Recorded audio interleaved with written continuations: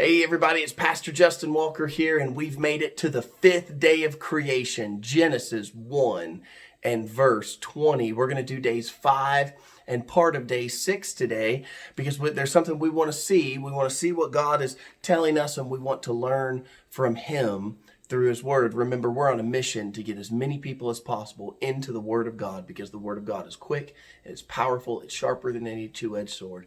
If you want to know what God has for your life, let's get into His Word and we'll find that out. So it's Genesis chapter 1 and verse 20. Here's what we find. Then God said, let the waters abound with an abundance of living creatures. Let the birds fly above the earth across the face of the firmament of the heavens. And so God created great sea creatures and every living thing that moves with which the waters abounded, according to their kind, and every winged bird according to its kind. And God saw that it was good. And God blessed them, saying, be fruitful and multiply, and fill the waters in the earth, in the seas, and let the birds multiply on the earth. And so the evening and the morning were the fifth day. And now read from verse 24. Then God said, let the earth bring forth the living creature according to its kind, cattle and creeping things and beasts of the earth according to its kind. And it was so. And God made the beasts of the earth according to its kind, cattle according to its kind, and everything that creeps on the earth according to its kind. And God saw that it was good. Now there's a repeated phrase over and over and over again in Genesis chapter 1 verses 20 through 25. We've actually seen this before with the seeds and the grass and the fruit trees. We've seen the same thing. Now we're seeing it again with the animals, according to its kind. According to its kind. So there's cattle according to its kind, and there's creeping things according to its kind. Now, what does that mean, according to its kind? A few years ago, I remember that Ken Ham and Bill Nye had a debate about creation versus evolution, whether or not evolution should be, if creation should be taught in public schools, because Bill Nye, Bill Nye, the science guy, he had made the claim that to teach creation was detrimental to the mental health of a child, that it was not good for their education to teach them about creation. He's basically relegating creation to some sort of a mythological tale. And so what he was saying was it shouldn't be taught in the schools. And so Ken Ham and Bill Nye are having this debate. And Ken Ham, if you don't know who Ken Ham is, he's the creator, the guy who started the publication Answers in Genesis magazine, and then later on the Creation Museum, and now they've got the Ark Encounter. So Ken Ham is a creation scientist, or at least a publisher of Creation Scientist. And Ken Ham's going to debate with Bill Nye a few years ago, and what he said was that God made the animals according to their kind. And I remember in that debate that Bill Nye kept saying, that's not a recognized scientific term. In the science world, in the scientific world, we don't recognize that term. Well, you may not recognize the term according to its kind. You may not find a scientific journal today that says according to its kind, but you will find a scientific journal that says species. And that's exactly what God is talking about. In other words, dogs make dogs.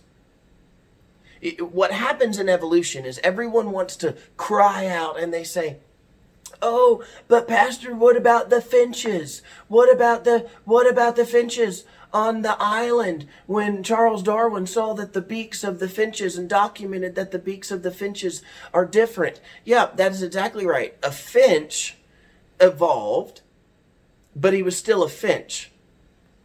What we did not see was that a finch evolved on an island and all of a sudden he's a reptile. What we didn't see is that the finch evolved and all of a sudden he's now the cat that eats birds. You can't find that. You can find that the bird has changes in its beak. Okay, you can take a dog and you can mix it with another dog. You can have a Labradoodle, you can have a Puggle, you can have a Yorkie Poo. You can have all kinds of little mixed dogs, little cute mixed dogs, because that's a dog mixing with a dog. No matter how much a dog tries, and if you leave a dog unattended, if you leave a male dog unattended, he just might try. He can try with a cat all he wants, but he's never going to produce anything with the cat. You're never going to have Cat Dog. Remember Cat Dog from, I think it was Nickelodeon? You're never going to have Cat Dog. It won't happen. You can't have a mix of a cat and a dog. You can't have a mix of a horse and a dog because they're according to their kind. Now think about this. I kicked my light. If evolution was correct, then wouldn't we see, if everything was random and chance, then shouldn't we have like half things? Shouldn't we really have a centaur? It would only make sense that we would have some sort of a mix, because evolution would be mixing those things together because it's all random and chance. But we have very specifics. We have very specific lines drawn, very specific separations. Dogs are dogs. Now, you might have different types of dogs, but they're still dogs. And cats are cats, and you're not going to mix the two. And birds and elephants and down the line. You see, God made the sea creatures according to their kind. He made the birds according to their kind. He made the land animals according to their kind. You can't mix them because God designed them to be according to their kind. And so even in the fact that we don't see mixed species is exactly the proof that God designed it. It's not chance. If it was chance, we would have half things. But we don't have half things because God designed it a specific way.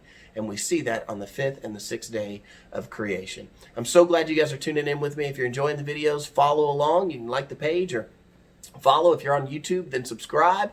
And we're going to go through the entire Bible from Genesis. I don't plan to stop until we get all the way through Revelation. I'm not going to skip a thing. We're going to teach everything that the Bible has to say, at least to the best of my ability. So I'm glad you guys are following along. I hope you have a great day.